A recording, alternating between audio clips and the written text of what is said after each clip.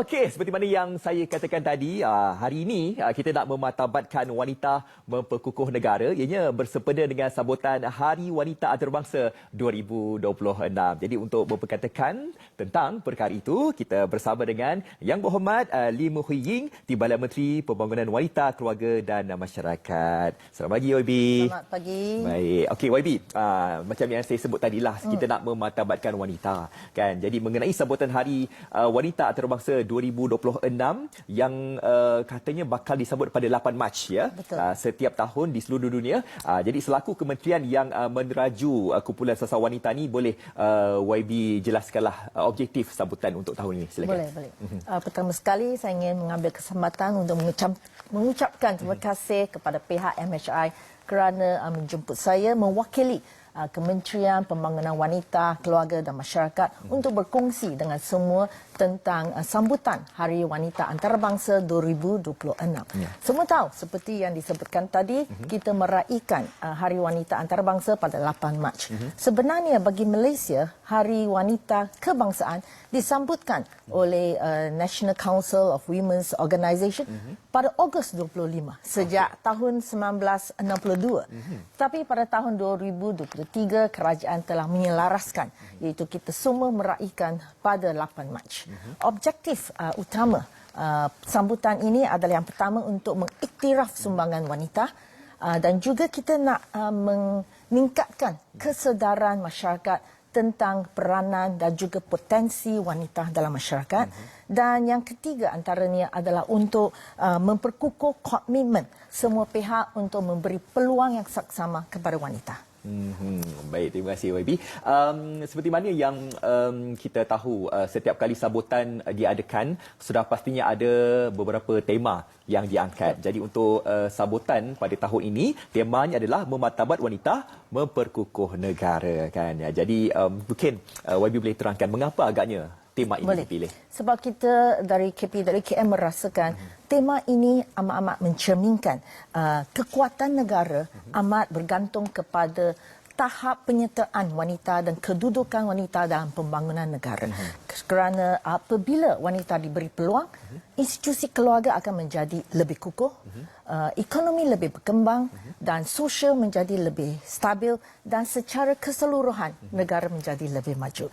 Jadi ini juga selaras dengan dasar wanita negara 2025-2030 yang kita fokus kepada ekonomi, sosial, kepimpinan dan juga perlindungan sosial.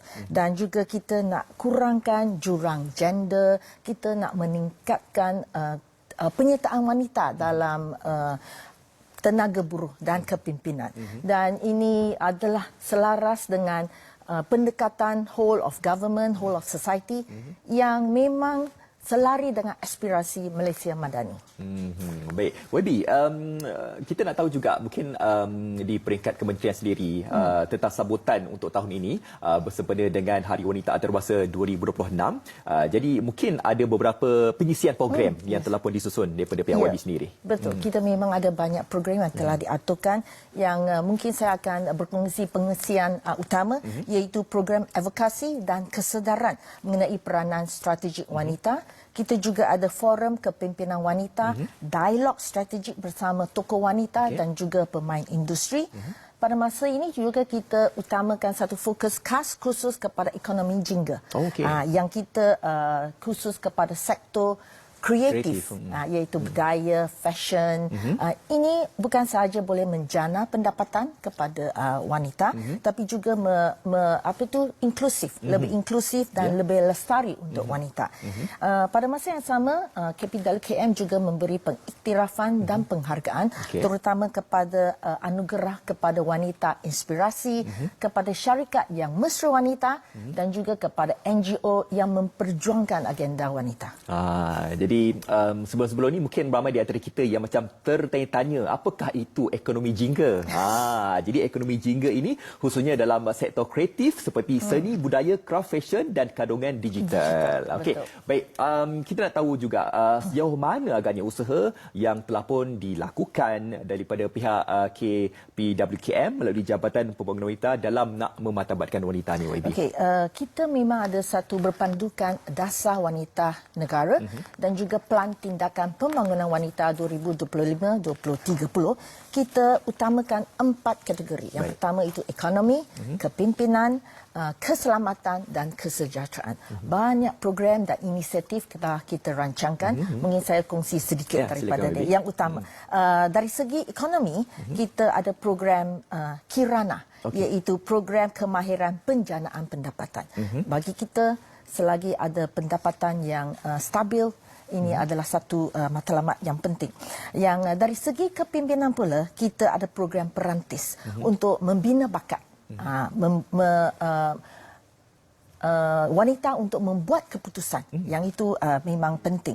Juga ada keselamatan. Wanita mesti bukan sahaja selamat di rumah, tetapi mesti selamat di ruang kerja, di ruang awam. Ini sangat utama. Jadi kita ada skuad wajah untuk memastikan program-program memastikan wanita merasa keselamatan.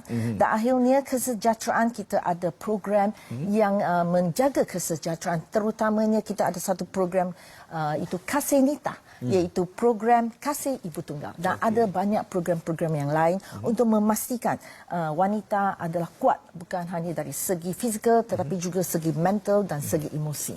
Barulah mereka boleh menyumbang dan memimpin.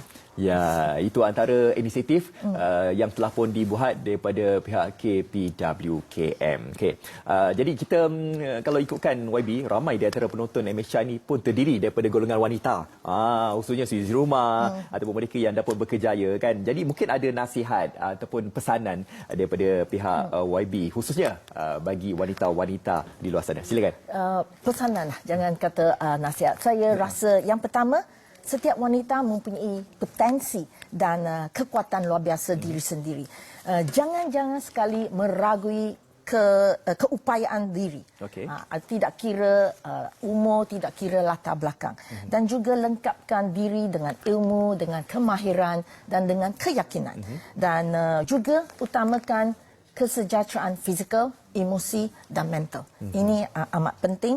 Dan kita kena adakan satu jaringan sokongan antara wanita sesama sendiri.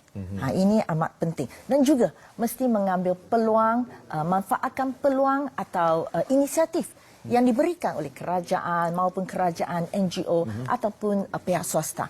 Sekarang kita banyak inisiatif. Jadi saya menyeru wanita mengambil kesempatan ini untuk manfaat yang telah disediakan. Ya, dan sudah pastinya banyak juga antara usaha yang pihak kerajaan khususnya daripada pihak Kementerian KPWKM sendiri ingin membantu golongan wanita dalam masa sama juga nak memartabatkan wanita. Okey. Jadi sempena dengan sambutan Hari Wanita Antarabangsa 2026 yang akan disambut pada 8 Mac nanti, mungkin ada ucapan YB buat mereka. Silakan. Terima kasih. Saya di sini ingin mengambil kesempatan ini sempena Hari Wanita Antarabangsa. Jadi saya di sini ingin merakamkan setinggi-tinggi penghargaan kepada semua wanita yang telah menyumbang, mengorban atas keluarga, masyarakat dan juga negara. Jadi tema memartabat wanita, memperkukuh negara, memberi satu mesej yang amat jelas, iaitu dengan apabila wanita diperkasa, dihargai, diberi peluang yang saksama, yang adil, negara kita, masyarakat kita akan menjadi lebih inklusif, lebih mampan, lebih sejahtera. Jadi di sini saya ingin mengambil kesempatan untuk mengucapkan terima kasih. Ini adalah satu tanggungjawab bersama. Bukan hanya kerajaan, pihak swasta, masyarakat. Saya di sini nak tekankan ucap terima kasih kepada golongan lelaki yang juga pada selama ini memberi dorongan, memberi sokongan kepada kita kaum wanita untuk terus berjuang dan mara ke depan. Okey, baik. Kita ada seminit ni. Lalang YB dah menyentuh tentang lelaki ni. Saya tak boleh ni. Kena tanya soalan tentang lelaki juga ni kan. Apakah mesej YB kepada golongan lelaki tentang peranan mereka dalam nak memperjuangkan kebersamaan gender ni? Saya di sini, selain daripada mengucapkan terima kasih, saya harap golongan lelaki memberi sokongan sepenuhnya. Tanpa dorongan dan sokongan dari lelaki, dari suami, baik suami, majikan, kawan-kawan.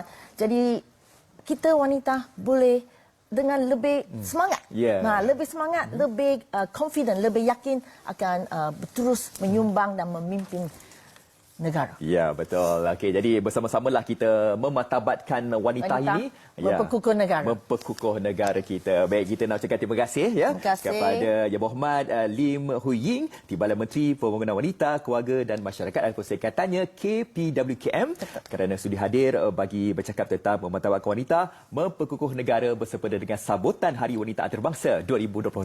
Jadi sama-sama kita save the date 8 Mac nanti. Betul. Baik, terima kasih YB. Terima kasih. Baik, MHI berhenti beraksi ketika. Jangan ke mana-mana.